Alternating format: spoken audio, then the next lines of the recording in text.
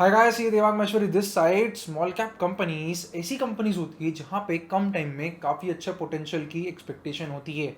इसीलिए इस वीडियो में हम 3 स्मॉल कैप कंपनीज कवर करेंगे।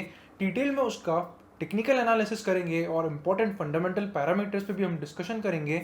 और मुझे लगता है कि इन कंपनीज में काफ़ी अच्छा पोटेंशियल है जो आने वाले महीनों में मिल सकता है। 3 कंपनीज तीनों अलग अलग सेक्टर की है। सबसे पहली कंपनी जो रहेगी वो कंपनी है फर्टिलाइजर साइड की।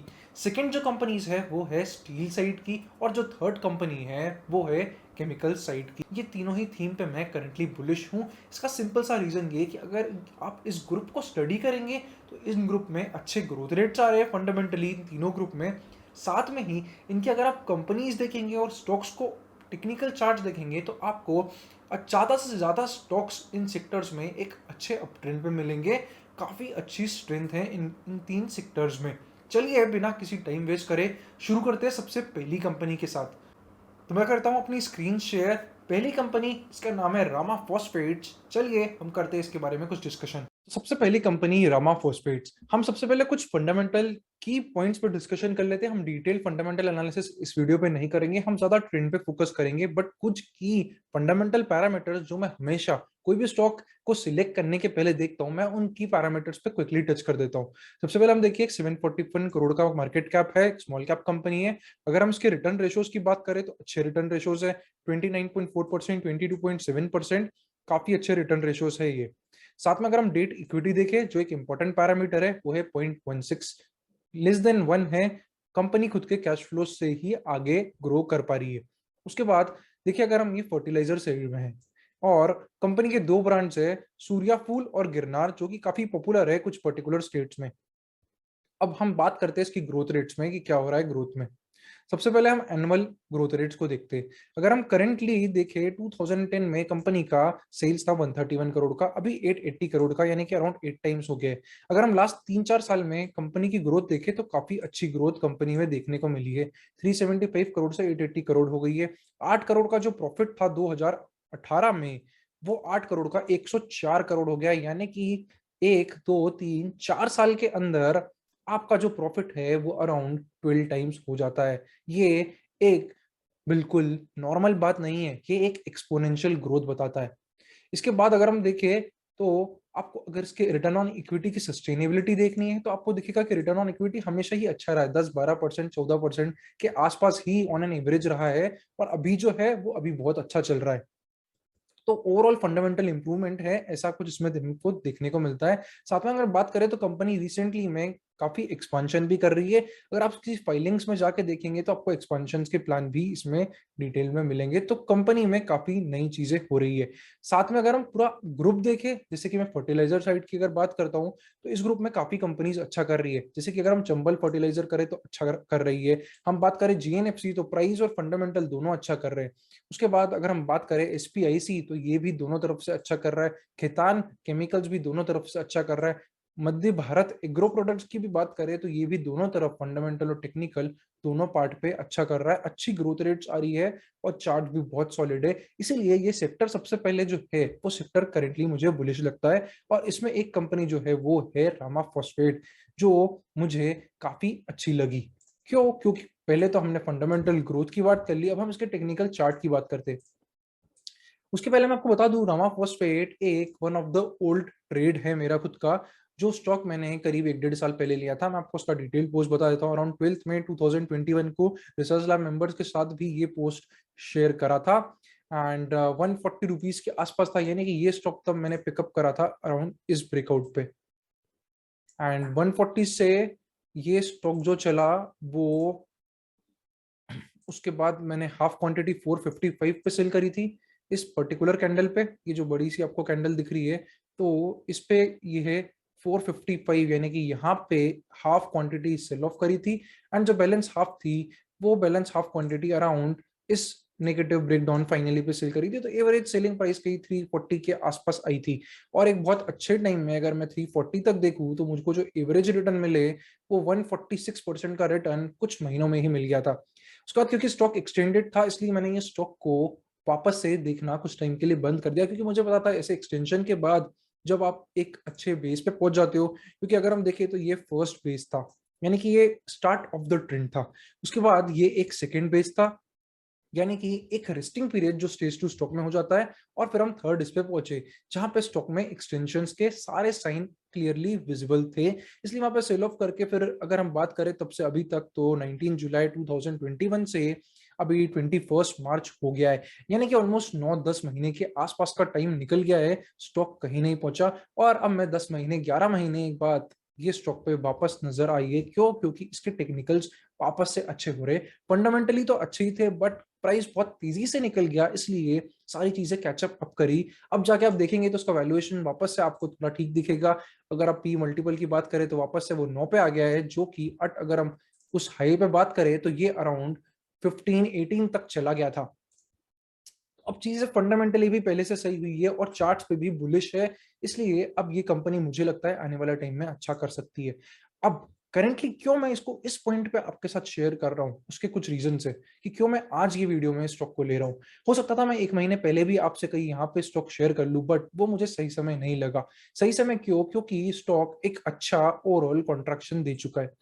अगर हम बात करें यहाँ पे कितना करेक्शन आया था, तो स्टॉक में अराउंड 40% तक का करेक्शन आ गया था। और जब ऐसे डीप करेक्शन आते हैं तो स्टॉक सिंगल शॉट कभी भी ऊपर नहीं जाता। इसने ऊपर जाने की कोशिश जरूर करी यहाँ पर, बट क्योंकि ये डीप करेक्शन था इसलिए वापस से यहाँ पे सेलिंग आई, और उस सेलिंग के कारण स्टॉक वापस से नीचे चला गया। अगर हम यहाँ से देखें तो स्टॉक ने इस बार काफी कम, यानी कि सिर्फ 25% का डिप दिया, जो कि काफी सही लगा। स्टॉक ने 50 डे के नीचे गया, 200 डे मूविंग एवरेज पे सपोर्ट लिया, और स्टॉक वापस से अपने 10 डे, 20 डे, 50 डे, यानी कि ये तीनों मूविंग एवरेजेस को यहाँ पे रिकैप्चर करते हुए, बस क्या ये रिकैप्चर ही सफिशिएंट है? नहीं, आप यहाँ पे एक और चीज जो देखेंगे वो है वॉल्यूम्स। यहाँ पे ये वॉल्यूम्स आपको दिख रहे ग्रीन बार्स, ये ग्रीन बार्स काफी बड़े, ऑलमोस्ट ये रेड बार के 5566 टाइम्स है। साथ में अगर हम आज पर्टिकुलरली बात करें या पिछले 4 दिन की बात करें तो यहाँ पे वॉल्यूम में एक कॉन्ट्रैक्शन देखने को मिला है। अगर आप वॉल्यूम देखेंगे तो वॉल्यूम एकदम डिक्लाइन हुआ है, प्राइस देखेंगे तो प्राइस एक बहुत ही नैरो रेंज में चला गया है। तो अब देखिए ओवरऑल कॉन्ट्रैक्शन कितना ज्यादा हुआ है स्टॉक में, ये 20% है। इसके बाद ये बहुत ही एक टाइट रेंज में काफी टाइम बाद इसको देखने को मिला है, और यही की रीजन है कि क्यों ये स्टॉक मुझे अच्छा लगता है। तो इसमें अभी अगर हम देखें तो इस टाइट रेंज से स्टॉक ऊपर चला गया अराउंड 419। अगर हम बात करें इसका क्लीन ब्रेकआउट का, तो जो क्लीन ब्रेकआउट रहेगा वो 422 के ऊपर रहेगा। अब इसमें क्या स्ट्रैटेजी होनी चाहिए? देखिए मैं आपको पहले ही डिस्क्लेम कर दूं, ये स्टॉक में मैं पोजीशन ऑलरेडी ले चुका हूं, और मैं मेंबर्स के साथ भी यहाँ पे अगर हम लेटेस्ट पे जाए तो मैं आपको वही डिस्क्लेमर दे देता हूं, जिससे कि ये चीज ऑलरेडी क्लियर हो। क्योंकि ये स्टॉक एक लो वॉल्यूम स्टॉक है, इसमें इतने हाई वॉल्यूम्स नहीं है, इसलिए मुझे ऐसा लगता है कि डिस्क्लेमर देना थोड़ा जरूरी हो जाता है। सबसे पहले मैं लेटेस्ट आता हूँ और आज की पोस्ट ओपन करता हूँ। तो आज अराउंड 415 के आसपास विथ मेंबर्स मैं इस स्टॉक में एंटर हो चुका हूँ। That's first disclaimer. अब ये मैं फुल क्वांटिटी में ऐड नहीं करा है, क्यों? क्योंकि फाइनल ब्रेकआउट पेंडिंग है, बट ये टाइटर रेंज मेरे को दिखी, इसलिए मुझे लगा कि वॉल्यूम सपोर्टिव है, इसलिए ऐसा लगा कि आधी पोजीशन यहाँ पे करेंटली लेनी चाहिए। और अगर चीज वर्कआउट नहीं करती है, फॉर एग्जाम्पल कल अगर यहाँ से स्टॉक ऐसा गिर जाता है, तो उस चीज के लिए भी मैं प्रिपेयर्ड हूँ। आपको हमेशा आपकी ट्रेड के अगेंस्ट अगर कुछ जा रहा है तो आपको उसके लिए प्रिपरेशन होना बहुत जरूरी है, क्योंकि जरूरी नहीं चीजें आपके हिसाब से हो। यहाँ पे हमारी हाई चांसेस ऑफ विनिंग है, फिर भी लूजिंग के कुछ चांसेस तो रहते ही रहते हैं, आपके दिमाग में होने चाहिए। उसका जो स्टॉप लॉस है वो इस पर्टिकुलर लेवल पे रहेगा, मूविंग एवरेजेस के थोड़ा नीचे हो जाएगा, और लेटेस्ट सपोर्ट एरिया के नीचे 377 378 के आसपास का इसका एक स्टॉप लॉस हो जाएगा। और अगर ये ब्रेकआउट होता है और मुझे कुछ पुल बैक मिलता है तो मैं इसमें और अच्छी क्वांटिटी ऐड करने का सोच सकता हूँ। तो ये है पहला स्टॉक। रही बात इसकी टारगेट की, तो अगेन एक ट्रेंड फॉलोइंग है, मैं एग्जैक्ट टारगेट मुझे नहीं पता स्टॉक कहां तक जा सकता है, बट यहाँ पे आपको अच्छा ट्रेलिंग मैकेनिज्म यूज करना होगा, जिससे कि आप अपने विनर्स को राइड कर पाए, और आपके लूजर्स को अगर कुछ चीज गलत होती है तो वहां से फटाफट बाहर निकल पाए।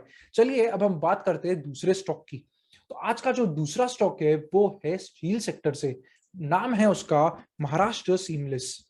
महाराष्ट्र सीमलेस। बात करें कंपनी की, 3,900 करोड़ के आसपास का ओवरऑल इसका मार्केट कैप है। स्टॉक 10 के पी मल्टीपल है। रिटर्न रेशोस बात करें तो इतने खास नहीं है, 9% 6% के ही है। बट अगर स्टील कंपनीज पे देखें और अगर हम बहुत साइक्लिकल कंपनीज पे देखें तो वहाँ आरओसी और आरओई जो होते हैं वो ज्यादा इंपॉर्टेंस नहीं रखते, क्योंकि ये जो रिटर्न रेशियोज होते हैं वो एकदम से चेंज हो जाते हैं, इसलिए मैं जब भी कोई साइक्लिकल कंपनी देखता हूँ, जैसे कि शुगर हो गई, स्टील हो गया, इनमें आरओसी आरओई को मैं ज्यादा वेट नहीं देता हूँ। अगर ये सिर्फ पॉजिटिव भी है तो भी काफी है एक अच्छा ओवरऑल थीसिस बनाने के लिए। डेट इक्विटी रेशियो जरूर इंपॉर्टेंट होता है, क्योंकि ऐसा देखा गया है कि जो भी कंपनी ने हिस्टोरिकली अच्छा परफॉर्म करा है उसके पास डेट काफी कम था, क्या वो डेट फ्री कंपनी ही थी। चलिए अब बात करते हैं इसमें हम कि क्या हो रहा है रिसेंटली में। देखिए सबसे पहले तो प्रमोटर ने 1% स्टेक इसमें बढ़ाया है। साथ में अगर हम ग्रोथ रेट की बात करें, पहले हम एनुअल ग्रोथ रेट्स पे जाते हैं। अगर हम लास्ट 4 क्वार्टर से कंपेयर करें तो 98 करोड़ का प्रॉफिट 224 करोड़ का हो गया। ईपीएस बात करें तो मोर देन डबल है।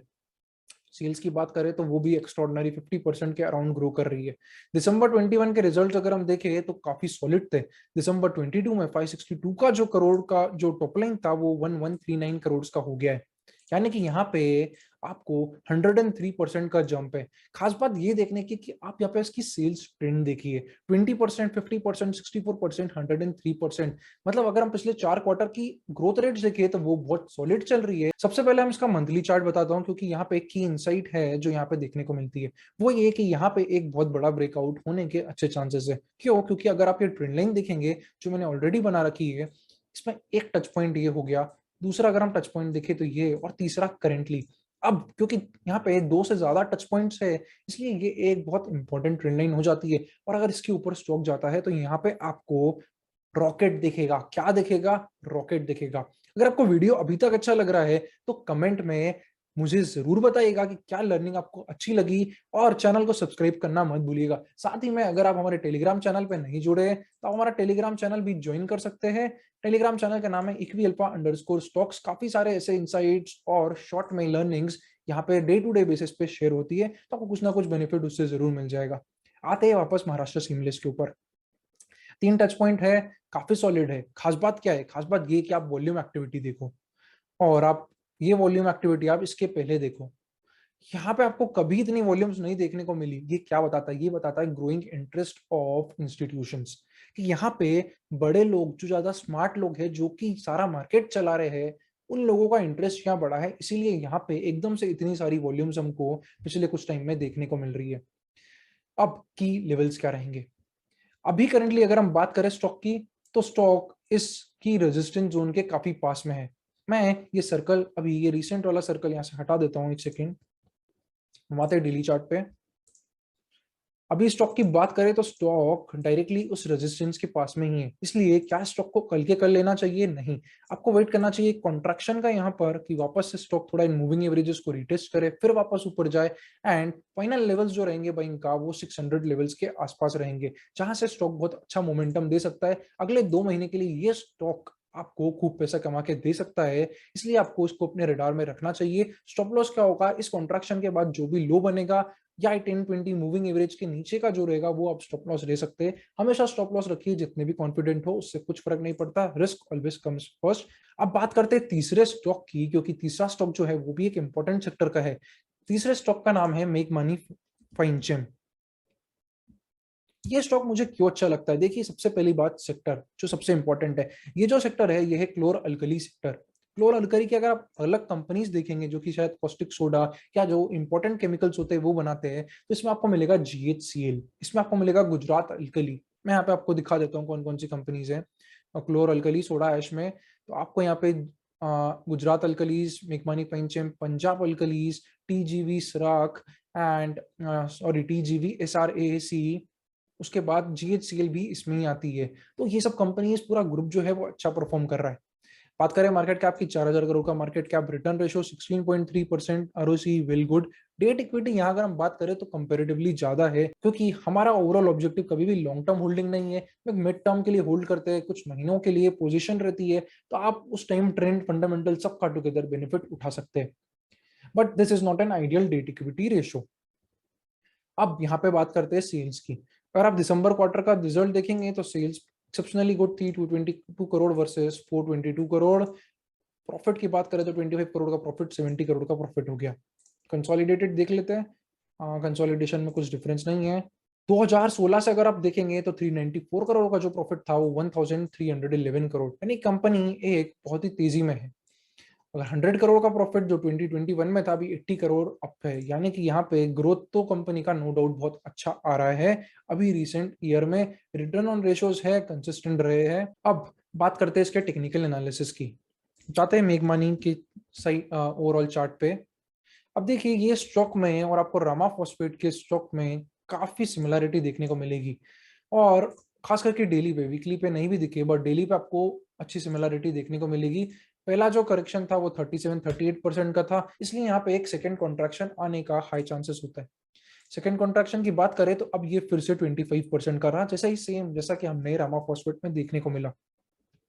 साथ में अगर हम डेली चार्ट पे जाए तो हमको यहाँ पे स्टॉक 50 डे मूविंग एवरेज के आसपास आया, उधर से वॉल्यूम्स अच्छे पिकअप करे एंड स्टॉक ऊपर गया। स्टॉक 4-5 दिन में एक अच्छे साइडवेज कॉन्ट्रैक्शन में चला गया, जहां अगर हम वॉल्यूम्स देखें तो सेम हमको वैसे ही वॉल्यूम डाउन होते होते दिखेंगे। अब ये क्या बता रहा है कि यही बता रहा है कि स्टॉक के मूवमेंट्स होते हैं वो प्रिडिक्टेबल होते हैं। अगर आपने चार्ट रीडिंग समझ ली तो आपका आधे से ज्यादा काम हो जाता है, क्योंकि चार्ट्स आपको बार बार सिमिलर चीजें दिखाएंगे, क्योंकि ये सब एक साइकोलॉजी से डेराइव होते हैं कि ओवरऑल लोग जो इन्वेस्ट कर रहे हैं उनकी साइकोलॉजी क्या है। और साइकोलॉजिकल अगर चीजें देखें तो 100 साल पहले भी सेम थी और 100 ईयर्स डाउन द लाइन भी ये सब चार्ट पैटर्न सेम ही रहेंगे। इसमें कुछ नहीं बदलाव आना, क्योंकि ह्यूमन का बिहेवियर नेचर सेम होता है। इसलिए ये स्टॉक का अगर हम देखें तो आज 5% अब भी है। अब अगर आप ट्विटर पे फॉलो करते हैं तो मैं आपको बता देता हूँ, ये स्टॉक के बारे में मैंने वहां पे ऑलरेडी कल बताया भी था, या अगर आप फ्री टेलीग्राम चैनल पे भी है तो यहाँ पे भी ये चीज शेयर करी थी। हाँ, ये रहा पर्टिकुलरली मेक मनी फाइन चेम की ट्वीट। अगर मैं इसको ओपन करता हूँ तो यहाँ पे आपको दिख जाएगा कि स्टॉक का वही सेम चीज मैंने ट्वीट में बताने की कोशिश करी है। एंड आज देखिए तो 796 पर है। फाइनल जो उसका ब्रेकआउट रहेगा पर्टिकुलर ट्रेंड लाइन 990 रुपीज के ऊपर रहेगा। अगर ऐसा होता है तो यहाँ पे भी आपको रॉकेट दिखेंगे। अभी तक लाइक नहीं करा है तो इतने रॉकेट्स के बाद कम से कम वीडियो को लाइक तो कर दीजिए और कमेंट करिए कि आपको अच्छा लग रहा है अभी तक। तो ये है मेक मनी फाइन चेम। इसका स्टॉप लॉस क्या होगा? फर्स्ट पोजीशन पे स्टॉप लॉस जो है वो ये रहा, और सेकंड फाइनल पोजीशन इसके ब्रेकआउट के बाद एक अच्छे लो रिस्क एंट्री पॉइंट पे आ सकती है। अच्छा रिस्क रिवॉर्ड यहाँ पे बनता है। तो ये है तीन कंपनी। मैंने आपको इसमें डिटेल में बताने की कोशिश करी कि क्यों मैंने इसे सिलेक्ट करा, इसमें क्या खास पैरामीटर्स रहे और आगे इन स्टॉक में क्या हो सकता है। वीडियो अच्छा लगा हो तो कहने की जरूरत नहीं है, शेयर जरूर करिएगा अपने दोस्तों के साथ। चलिए मिलते हैं फिर से अगले वीडियो में। टेलीग्राम चैनल पे भी ज्वाइन कर लीजिएगा और ट्विटर पे अगर फॉलो करना चाहे तो वहां भी कर सकते हैं। मिलते हैं फिर से अगले वीडियो में। Thank you for watching. C A Devang Maheshwari.